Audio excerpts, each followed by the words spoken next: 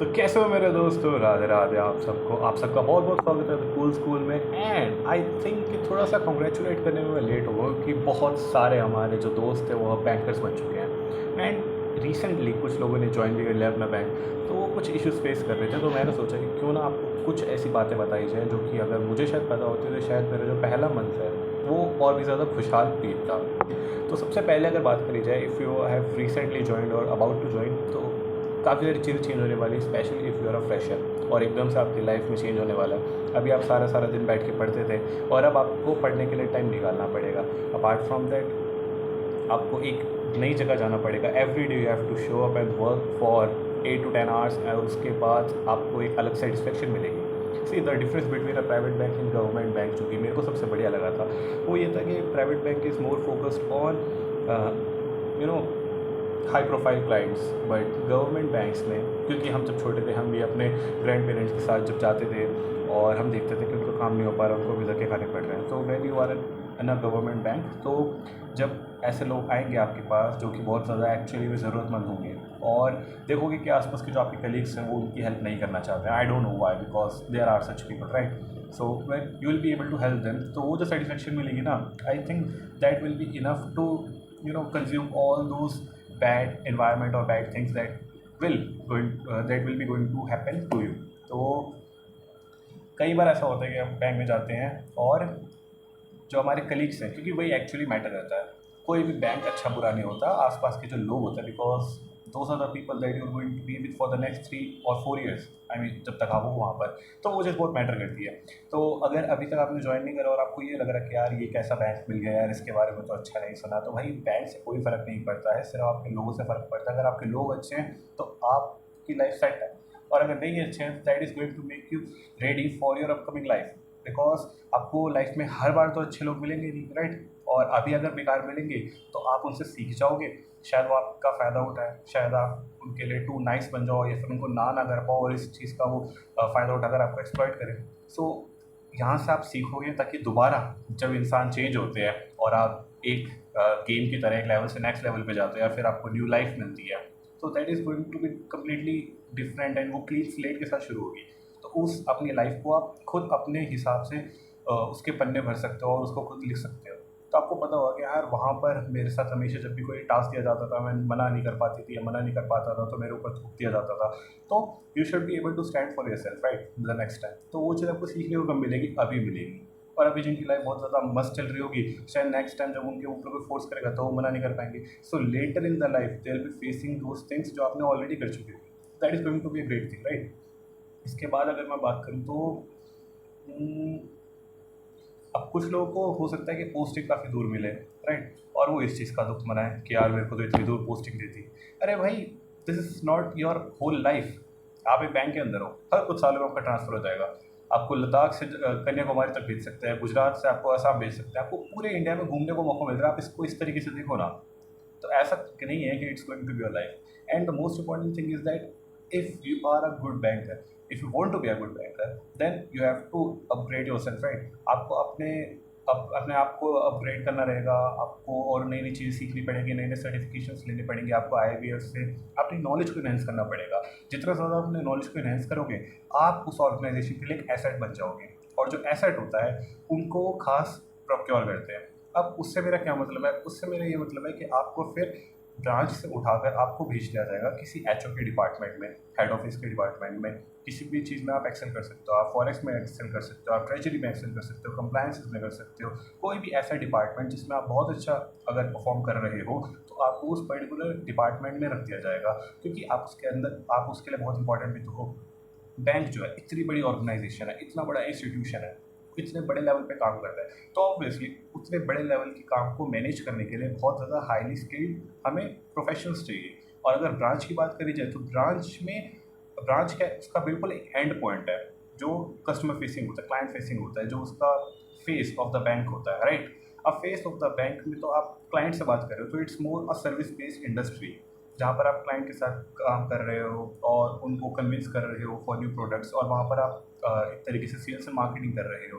But when you are skilled, तो इन सब चीज़ों से आप ऊपर उठ जाते हो और फिर आप बैक एंड पर सारी चीज़ें मैनेज करते हो, जहाँ पर मे बी पॉलिसी मेकिंग हो सकती है, वहाँ पे रिसर्च होती है किस तरीके से कोई नई चीज़ को डेवलप करा जाए, किस तरीके से जो चीज़ें चल रही है उसको एक्चुअली में स्मूथली सारा काम करा जाए, बिकॉज ऊपर आरबीआई भी है, आपको उनके भी सारे गाइडलाइंस को फॉलो करना है। ये सारी चीज़ें जो होती है जो बहुत अलग नेक्स्ट लेवल की होती है, तो नेक्स्ट लेवल उसके लिए इंसान चाहिए होता है, और अगर आप नेक्स्ट लेवल हो तो आपको एक बार हेडक्वार्टर्स बुला लिया गया तो उसके बाद आपके ज़्यादा ट्रांसफर्स नहीं होंगे, वहाँ पर आप अपनी लाइफ सेटल भी कर सकते हो, राइट। तो these are the things that is very important to know कि यार ये मत सोचो कि ये कैसी लाइफ हो गई यार, ये कैसी पोस्टिंग मिल गई यार, ये क्या हो गया, वो क्या हो गया। That is not going to define who you are और who you are going to be in the next 2 years, right. अब मैंने जब ज्वाइन करा था तो मेरी एक फ्रेंड थी, उसको उसके घर से 40 किलोमीटर्स दूर पोस्टिंग मिली थी।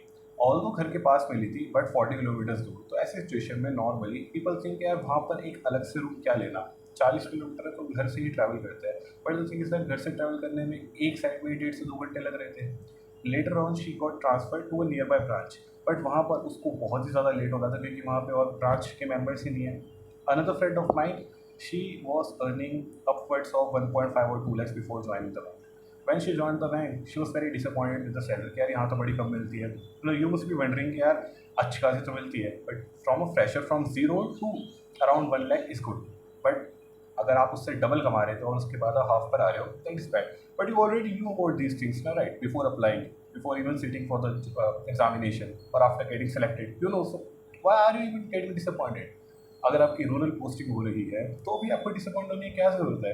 अगर आप जैसे लोकल बैंक ऑफिसर वाली जो पोस्ट निकली है वहाँ से अगर आप सेलेक्ट हुए और उसके बाद रूरल बैंकिंग में लगे हो, तो हो सकता है कि आपको लग रहा हो कि यार what is this is going to be my life. No dear, अगर आपने ऐसे पीओ ज्वाइन करा होता तो भी आपको कुछ टाइम रूरल बैंकिंग में रखा जाता, बिकॉज हमारे इंडिया में रूरल एरियाज जो है वो भी एक बहुत इंपॉर्टेंट पार्ट है कि नहीं। तो उसके बारे में तुम्हें जानना चाहिए। और आपने एलबीओ ज्वाइन करा, उसके बाद वो एलबीओ के लोकल बैंक ऑफिसर वो एक स्टेट के आपको कहीं पर भी डाल सकते हैं, राइट। तो स्टेट में हर एक स्टेट में हमारे सेमी अर्बन अर्बन ब्रांचेस भी तो हैं, तो आपको वहाँ पर भी तो पोस्टिंग मिलेगी उसके बाद। और उसके बावजूद यार आई मीन कम ऑन यार, आप पढ़ते रहो, जीआई भी दो, सीआई भी दो, उसके बाद अलग सारे इतने सारे सर्टिफिकेशन है, रिस्क मैनेजमेंट है, क्रेडिट है, इन सब के अंदर आप एक्सेल करो ना, फिर उसके बाद उन सब चीज़ों में जाओ ना। क्योंकि आप देखो अगर आपने ज्वाइन करा है बैंक, हर बंदा जो ज्वाइन करता है तो 2 तरीके के होते हैं। एक तो बोलता है भाई सरकारी नौकरी मिल गई, लाइफ सेट है, but do you want to be that person? No. आप चाहते हो कि यार मैंने ज्वाइन करा तो मैं भी इतना आगे बढ़ूँ कि बाद में जो जूनियर्स होंगे वो मेरे बारे में करंट अफेयर्स में पढ़ रहे होंगे कि हाँ भाई this X Y Z person has been appointed as the MD और C of this bank, right. तो अगर उतना आगे जाना है तो आपको कुछ तो चुल करनी पड़ेगी। बिना चुल करे आप वहाँ तक कैसे पहुँच पाओगे if you are going to be just a branch banker. तो ये इसलिए अपने आपको एक्सेल करना पड़ेगा, अपने आप को अपग्रेड करना पड़ेगा और सीखना पड़ेगा ये सारी चीज़ें, और एक जितना हो सके एक बेटर बैंकर बनना पड़ेगा। However banking is so vast कि आप उसमें जितना मर्जी देख लो, you can not learn each and everything, it is very difficult, but at least you can try to do that. तो आप उतना नहीं तो शायद ऑलमोस्ट वहाँ तक पहुँच पाओ, right. Like if you are also selected in IBPS, तो आप सबने सोचा होगा कि यार SBI का एम करते हैं शायद IBPS मिल जाए, तो वही हुआ है। और अभी आप SBI की तैयारी कर रहे हैं और शायद वहाँ पर पहुँच भी जाएँ। तो if you are aiming for something that is very difficult, so there is a chance that you might become that person. So that's up to you, right. तो बस वही है कि कॉन्स्टेंटली मेहनत करते रहना चाहिए। उसके अलावा यार अभी आप सब IIBF के अंदर रजिस्टर कर लो, अब तो आप मेंबर्स बन चुके हो। जैसे आप ज्वाइन करोगे अपना आई कार्ड ले लेना और फिर ब्रांच मैनेजर से एक डिक्लेरेशन होता है जो आपको IIBF की ही वेबसाइट पर मिल जाएगा, उसको साइन करवा कर आप अप्लाई कर देना, ताकि जैसे ही उसके फॉर्म्स को ले जाए IIB के आप उनको अप्लाई कर पाओ। और फिर GI भी देना है और फिर CI भी देना है, और उसके बाद जितने भी और एग्जाम्स है आप देते ही रहना है और आगे बढ़ते रहना है। Apart from that, a few things that you need to keep in mind when you will join the branch is that branch के अंदर ना it's very important to not over share your things. No sometimes will get people who might be of your age, और कुछ ऐसे होंगे जो शायद आपसे बहुत ज़्यादा बड़े होंगे, उनसे ज़्यादा थोड़ा संभल के रहना है। बिकॉज जब एक जनरेशनल गैप आ जाता है तो आपके थॉट्स जो है वो मिलने में बहुत ज़्यादा इशू होता है। नॉट ऑलवेज बट मोस्टली मैंने ऐसा देखा है। कुछ ऐसे होते हैं बेकूल, जैसे आप होने वाले हो cool in the next 40 years और 20 ईयर्स अपने जूनियर्स के लिए, तो हो सकता है कि कूल भी मिल जाए। बट इनफैक्ट अगर कूल भी मिलता है या नहीं मिलता है तो you have to be very careful by expressing your feelings. हो सकता है कि वो बहुत आपको होमली फील करे, but still be precautious, because उन्होंने आपसे ज़्यादा लाइफ नहीं, उन्होंने आपसे ज़्यादा बैंकिंग लाइफ भी देखी है, और लाइफ और बैंकिंग लाइफ अलग अलग चीज़ें होती हैं। तो पहले चीज़ों को समझना, थोड़ा सब्र करना, थोड़ा शुक्र मनाना चीज़ों का कि हाँ ये सब चीज़ें हो रखी है, और उसके बाद धीरे धीरे धीरे धीरे ओपन होने की कोशिश कर सकते हो। वैसे भी I mean you also are a human, आपकी भी फीलिंग्स होती है, आपको भी सोशलाइज करना है, तो आप तब अपने आप कर लोगे। But we be very careful because you might think that these people are your friends but actually these are your colleagues, and दोनों में बहुत फ़र्क है। और इस फ़र्क को हमेशा समझ के रखना, हमेशा ध्यान में रखना कि हाँ भाई दोस्त हैं वो कलीग, दोस्त नहीं है वो कलीग्स हैं, ठीक है। तो इस चीज़ का बस ध्यान रखना, कोई भी चीज़ आप उनके साथ शेयर ना करो तो बेटर है। इनफैक्ट स्टार्टिंग के 6 to 8 मंथ्स में, बाद में थोड़ा थोड़ा पता चला जाता है यार कैसा इंसान है एक्चुअली में, कैसा है। तो इस चीज़ का बड़ा ज़्यादा आपको ध्यान रखना है। उसके अलावा आप क्या कर सकते हो, जितना ज़्यादा हो सके आसपास जितने सारे डिपार्टमेंट्स हैं उन सारे डिपार्टमेंट्स में जाओ और उन सारी चीज़ों को सीखो। You don't want to be like in the next 6 months आपको सिर्फ एक ही फील्ड का काम आता है, because that is not going to look good on your profile. अगर आप आगे और एग्जाम्स देते हो तो वहाँ पर भी अच्छा नहीं लगेगा। इनफैक्ट अगर आप रिश्तेदारों को भी बताते हो तो वो भी आपसे पूछते हैं, अरे अरे हमारा बच्चा तो बैंकर बन गया, इससे पूछो जरा एफडी का इंटरेस्ट क्या है। और आप बोले भाई हमें तो पता नहीं एफडी का इंटरेस्ट क्या है। इट्स जस्ट एन एग्जाम्पल, आपको काफ़ी सारी चीज़ें पता होनी चाहिए, एक ओवरऑल एक आइडिया होना चाहिए। अपार्ट फ्रॉम दैट जब भी आप किसी कस्टमर से डील कर रहे हो तो अगर आपको कोई चीज़ नहीं पता है एक्चुअली में, आपको सिर्फ एजम्पशन है कि हाँ यार ये तो ऐसे ही होता है, मत बोलना, पूछ लेना किसी से। क्योंकि जब आप किसी कस्टमर को एक चीज़ बोलते हो तो कस्टमर के उस जहन में बस जाती है कि हाँ भाई आपने उसको ये स्टेटमेंट दी थी, और आपने स्टेटमेंट दिया तो वो उसके बदले में आप क्लेम कर सकते हैं वो जो भी आपने स्टेटमेंट दिया, और वो स्टेटमेंट हो सकता है कि शायद गलत हो। तो it's better to always cross check this information with any of your senior. कोई भी चीज़ समझ ना आए तो हमेशा सीनियर से पूछना। बैंकिंग के अंदर है आप, डरने वाली कोई बात है नहीं, आपको हर चीज़ एकदम कॉन्फिडेंटली करनी है। और उसके लिए वो कॉन्फिडेंस आएगा कहाँ से, जब आप हर एक चीज़ पूछ के करोगे। तो स्टार्टिंग में आपको नहीं पता होगी ना बहुत सारी चीज़ें, हर एक चीज़ पूछना, छोटी से छोटी चीज़ पूछना। अगर आपको सीनियर से नहीं पूछना है तो मुझसे पूछ लेना, मुझे मैसेज करके, but always and always ask and then proceed. कुछ भी चीज़ अपने आप से एज्यूम मत करना, क्योंकि हर एक चीज़ के रेपरकशंस हो सकते हैं। बैंकिंग बहुत अच्छी इंडस्ट्री है बट साथ में बहुत ज़्यादा डेंजरस भी है, because with great powers come great responsibilities. तो इसलिए आपको ये चीज़ का हमेशा ध्यान रखना है कि एक आपने गलत कदम उठाया और फ्यूचर में आप बेशक जॉब छोड़ भी दोगे ना, तब भी आपके पीछे प्रोसीडिंग्स हो सकती है। तो इस चीज़ का हमेशा ध्यान रखना कि बहुत ज़्यादा सेंसिटिव इंडस्ट्री में आप काम कर रहे हैं तो हर चीज़ का रिपरकशंस हो सकते हैं। तो हर चीज़ पूछ के सोच समझ के करना। और अगर जब आपको थोड़ी बहुत चीज़ें समझ आने लगेंगी और उसके बाद ये आपको लगेगा कि यार बैंकिंग तो एक्चुअली भगवान के भरोसे चल रही है, या फिर हमारे आपस के ट्रस्ट के बेसिस पर चल रही है कि हाँ चल कोई बात नहीं, अरे तो हम जानते हैं इनका काम कर देते हैं, ऐसे काम मत करना। हर एक चीज़ को डॉक्यूमेंटेशन उसकी ज़रूर पूरी रखना। कोई भी चीज़ आ रही है तो वर्बली मत करना, हर चीज़ को लिखित में लेना, या तो आपके कलीग्स के साथ हो वो चीज़ या फिर आपके कस्टमर्स के साथ हो। अगर आपके ब्रांच के स्टाफ मेंबर्स भी आपको कुछ करने के लिए बोल रहे हैं तो उनसे भी डॉक्यूमेंटेशन ले लेना कि हाँ भाई लिख कर दो तो मैं शायद कर लूँगा, क्योंकि बाद में जब आपके ऊपर कार्रवाई की जाएगी तो वो एक कागज़ फिट पड़ा ही होगा जो आपको बचा पाएगा, ठीक है।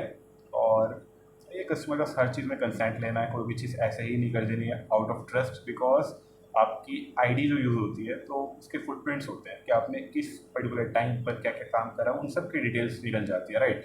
तो वो चीज़ बहुत ज़्यादा आपके लिए बैकफायर कर सकती है। So it's better to do whatever you are doing very cautiously. आपको हमेशा अलर्ट रहना है, हमेशा आपका माइंड जो है वो एब्सेंट माइंड नहीं होना चाहिए, राइट। तो हर चीज़ में आपको हमेशा नज़र रखना है, हमेशा चौकन्ना रहना है। कोई भी चीज़ आसपास हो रही है और ब्रांच में अगर कोई भी एक चीज़ गलत हो रही है तो आपको उस चीज़ में भी एटलीस्ट पता होना चाहिए कि आप ये चीज़ ऐसा हो रहा है जो कि नहीं होनी चाहिए थी, बिकॉज अल्टीमेटली पूरी ब्रांच को पकड़ा जाएगा कि आपकी प्रेजेंस में ऐसा कैसे हो गया, ठीक है। तो सारी छोटी छोटी चीज़ें जिनका आपको ध्यान रखना है। और कम ऑन यार, कांग्रेचुलेशंस, आप फाइनली बैंकर्स बन चुके हो।